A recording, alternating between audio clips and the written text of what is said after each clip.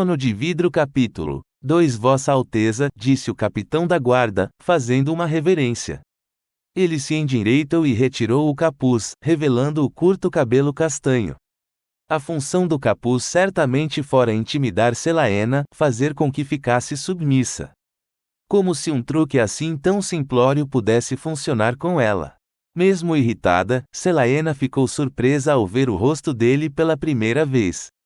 Era tão jovem. O capitão Westphal não era excessivamente bonito, mas era difícil não achar o rosto de traços fortes e os olhos claros, castanho-dourados, atraentes. Ela baixou a cabeça, agora intensamente consciente de quanto estava imunda. É ela? Perguntou o príncipe herdeiro de Adarlan, e Selaena olhou de um para o outro enquanto o capitão assentia com a cabeça. Os dois a encararam, esperando que ela se curvasse em reverência. Selaena permaneceu ereta, e Shao remexeu-se, inquieto. O príncipe lançou um olhar para o capitão e ergueu o queixo um pouco mais alto. Selaena não iria se curvar para ele. Se já estava destinada à forca, não perderia os últimos momentos de vida submetendo-se àquela humilhação. Passos firmes atrás de Selaena, e alguém a agarrou pelo pescoço. Ela só percebeu bochechas vermelhas e um bigode ruivo antes de ser jogada no chão gelado de mármore. A dor irradiou por seu rosto, e pequenos focos de luz salpicaram-lhe a visão. Os braços da prisioneira doíam, pois as mãos atadas impediam que ela ajustasse as articulações corretamente. Embora tivesse tentado evitar, lágrimas de dor irromperam. Esta é a forma adequada de cumprimentar seu futuro rei, disparou um homem de rosto avermelhado para Selaena. A assassina rosnou, mostrando os dentes ao se virar para o imbecil ajoelhado. Ele era quase tão grande quanto seu capataz e vestia vermelho e laranja, combinando com o pouco cabelo. Seus olhos cor de obsidiana brilhavam enquanto o homem apertava o pescoço de Selaena. Se ela conseguisse mexer o braço direito um pouco, poderia desequilibrá-lo e tomar-lhe a espada.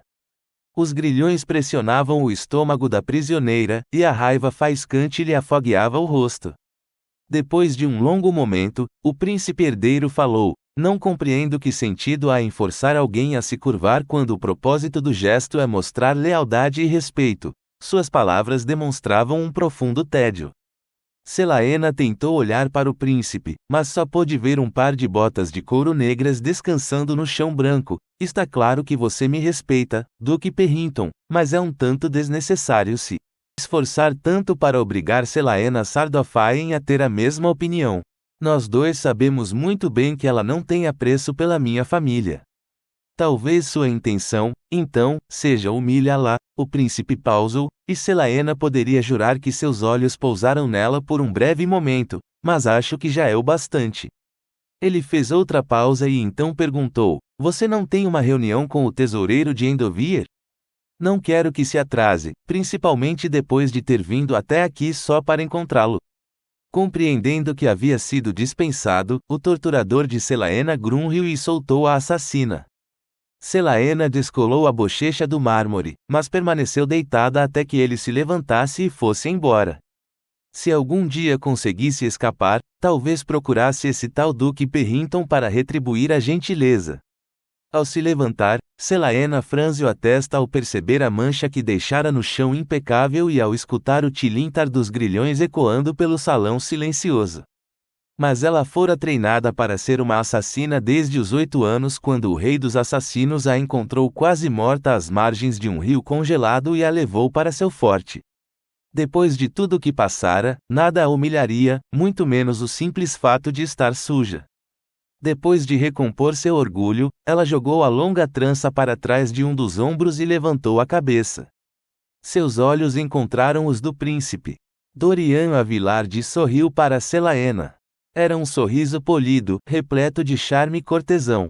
Sentado confortavelmente no trono, ele apoiava o queixo em uma das mãos, e sua coroa de ouro refletia a luz suave do salão.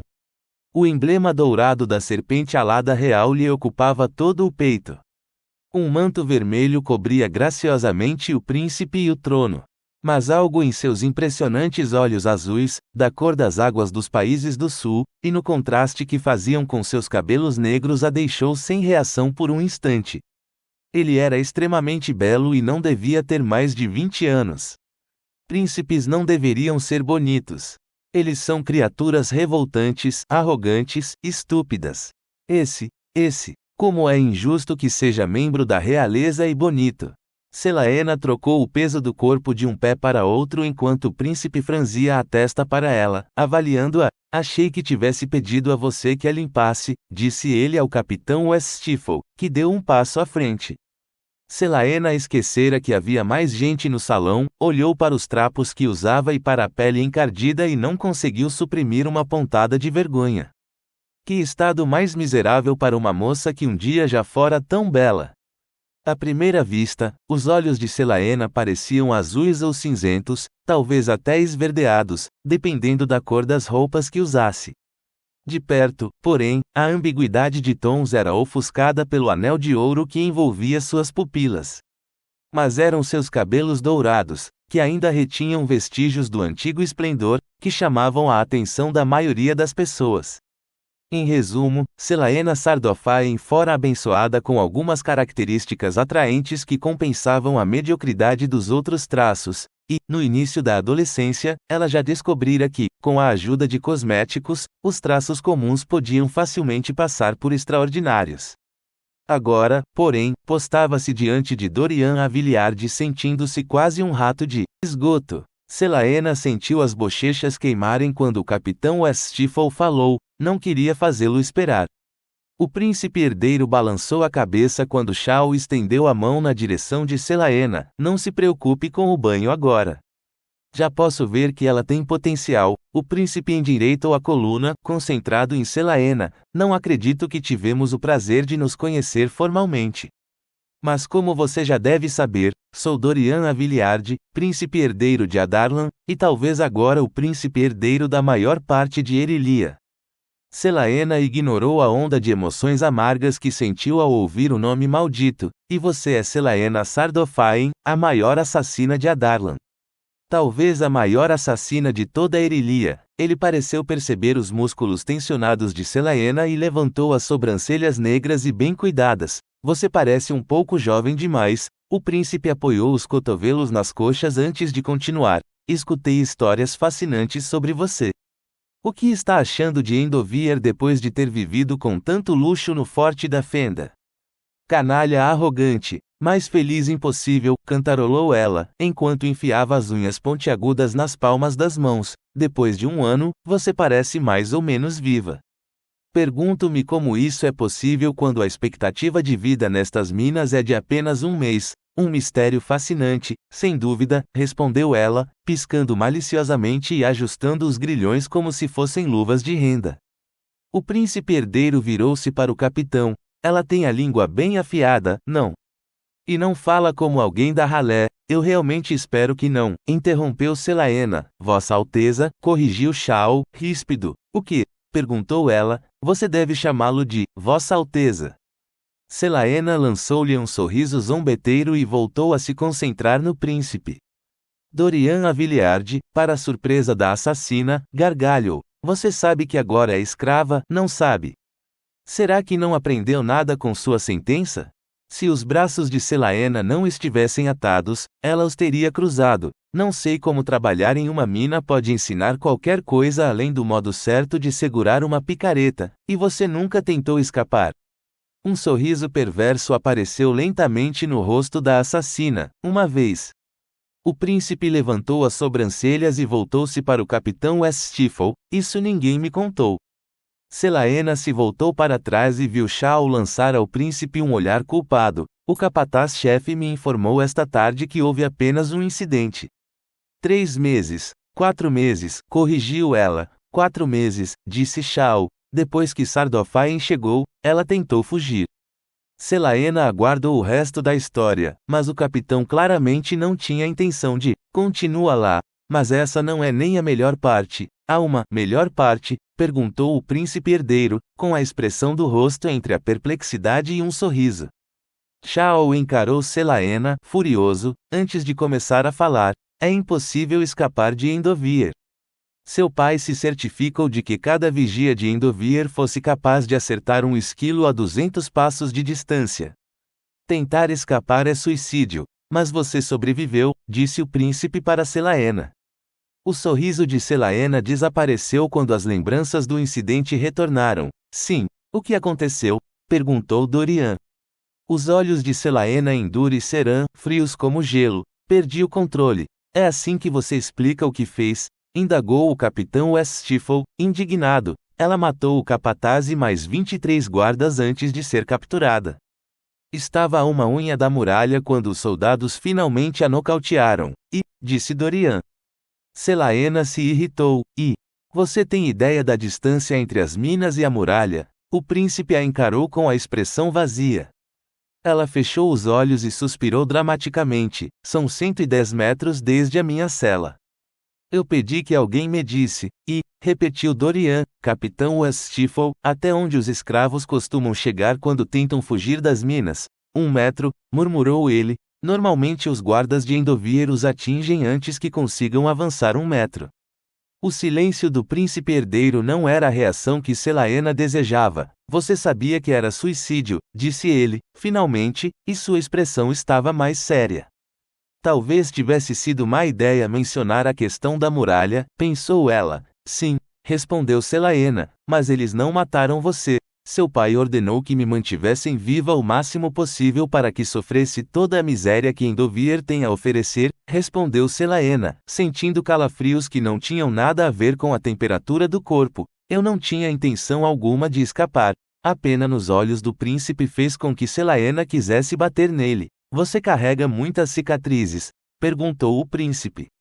A prisioneira deu de ombros, e o príncipe sorriu, tentando amenizar o clima sombrio. Ele desceu do estrado onde o trono se assentava. Vire de costas, deixe-me ver, disse o príncipe herdeiro. Celaena franziu a testa, mas obedeceu.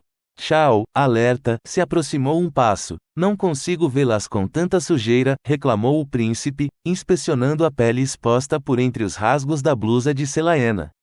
Ela fez uma careta de raiva e intensificou-a ainda mais quando ele exclamou: e que fedor horrível! Quando não se tem acesso a um sabonete e uma banheira, é difícil ter um perfume tão agradável quanto o seu, Vossa Alteza.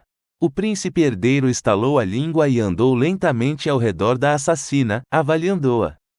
Shao e o resto dos guardas os observavam com as mãos nas espadas, como deveriam. Em menos de um segundo, Celaena poderia passar os braços algemados por cima da cabeça do príncipe e esmagar a traqueia dele. Valeria a pena tentar só para ver a expressão no rosto de Shao. Mas o príncipe continuou, sem perceber o quanto estava perigosamente próximo dela. Celaena quase se sentia ofendida. Pelo que vejo, disse ele, há 3 grandes cicatrizes e talvez algumas menores também.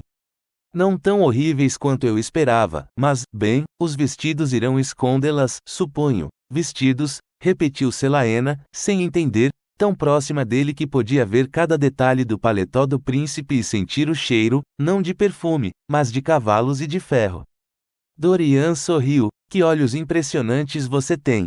E como é raivosa! Perto o suficiente para estrangular o príncipe herdeiro de Adarlan, filho do homem que a sentenciara a uma morte lenta e miserável. O autocontrole de Celaena se equilibrava perigosamente na beira de um abismo. Exijo saber, começou ela, tentando se aproximar, mas o capitão da guarda a puxou para trás com toda a força. Eu não ia matá-lo, seu idiota. Cuidado com a língua antes que eu a jogue de volta nas minas, disse o capitão de olhos castanhos.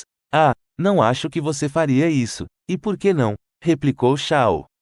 Dorian voltou ao trono e se sentou, os olhos cor de safira brilhavam. Celaena olhou de um homem para o outro e endireitou a coluna. Porque há algo que vocês querem de mim, algo que querem tanto que vieram até aqui pessoalmente. Não sou idiota, embora tenha sido tola o bastante para ser capturada, e já entendi que isso é algum assunto sigiloso. Por que mais vocês sairiam da capital e se arriscariam a vir tão longe? Estão me testando para ver se estou apta física e mentalmente. Bom, sei que ainda não estou louca, apesar do que o incidente na muralha possa sugerir.